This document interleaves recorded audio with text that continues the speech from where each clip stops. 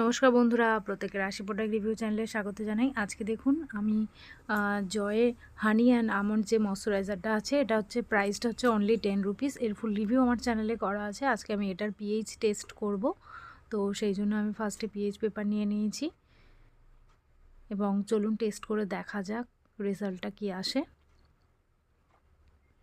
তো তার জন্য আমি ফার্স্টে একটুখানি ক্রিম নিয়ে হাতে অ্যাপ্লাই করে নিলাম।